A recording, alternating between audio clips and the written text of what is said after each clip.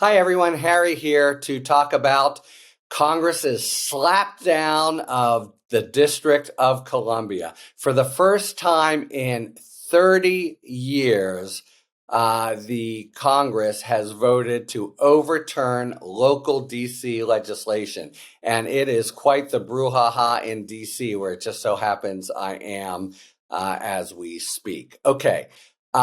Maybe people don't even know, but the Constitution in a deal worked out way, way long ago, all part and parcel of moving the center of government south, way south, which is what Washington, D.C. was at the time, near Virginia from Philadelphia.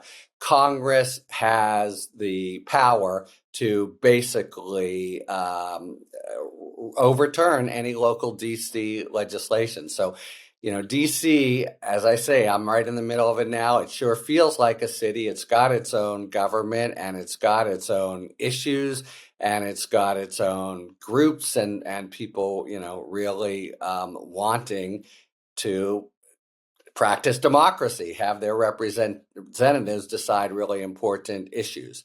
And they've been looking to overhaul their criminal code, which hasn't been done for a long time. And so they have they did completely pass a new criminal code.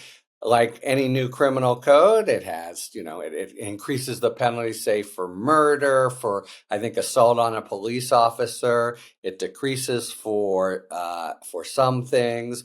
In general, I think the sentences are lesser, but it's an overall rational criminal code that got caught up in the maw of Republican and now really Democrat national politics, because you had Republicans, but it's important to note most Democrats and the President of the United States join with them in voting it down.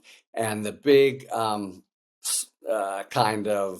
example that they gave were the penalties for carjacking being too light. And there have been a few carjackings here in DC. And of course, DC is a very weird place because it's a whole city, but right in the center, there are members of Congress. They do live here. If there's crimes in neighborhoods, it might be their neighborhoods and the like. But the bigger point, I think, most observers will agree, is it just gave an opportunity to strike a blow for tough on crime policies, supposedly, and sort of Republican Democrat politics. And that's, I think, why it winds up passing overwhelmingly. So I think the Senate vote is something, like 80 senators, and many Democrats join. Not all of them, several step forward and say, look, this is a matter of the local representation and democracy of the district, and we shouldn't be interfering. And oh, by the way,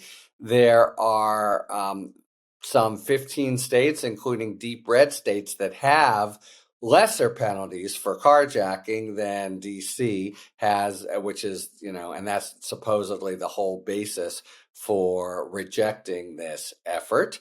It's what Biden cites when he joins, but I think Democrats basically concluded, the Republican committee was planning to run, maybe they still will, ads against Democrats who voted against the disapproval resolution last month. In other words, voted to permit the code to go into effect. That was in the House vote last month, and now the Senate vote was just this week on Wednesday.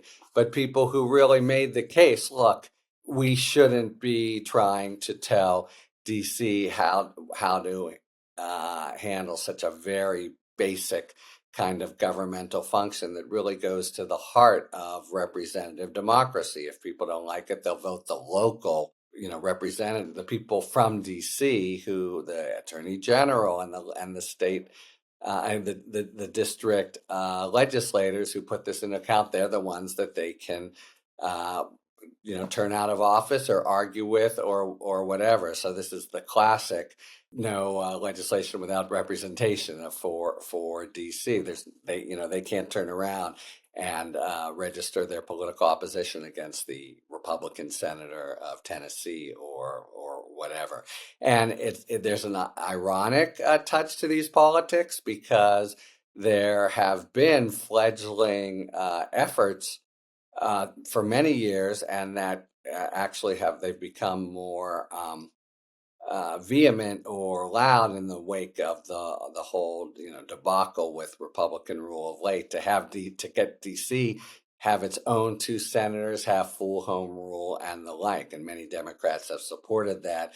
And now the Democratic representatives like Eleanor Holmes Norton, who sits in Congress, feel deeply betrayed. They feel a little bit like a colony, which is kind of the status that the Constitution gives them, but not one that's been exercised for 30 years, as I say, and not one that would have been exercised, but for the opportunity that Republicans saw and Democrats were too scared to try to push back on, for scoring broader points in terms of the crime debate and the national politics leading into 2024. So there you have it.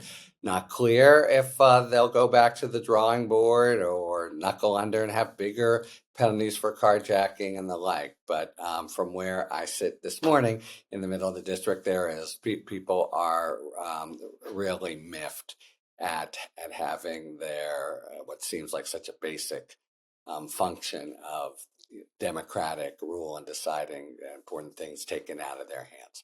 So there you have it. The comprehensive DC code is no longer law, and they're back to where they were, maybe to try it again, or just to stumble on with what they had.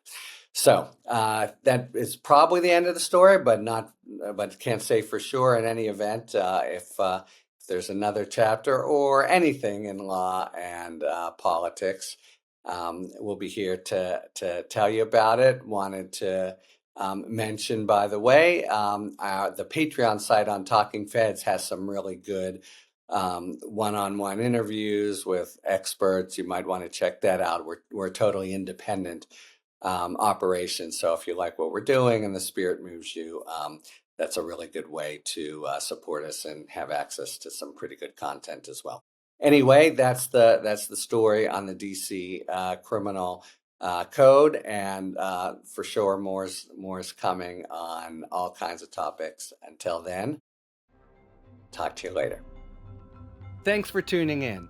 If you enjoyed this video and other Talking Feds content, please take a second to like and subscribe. Talk to you later.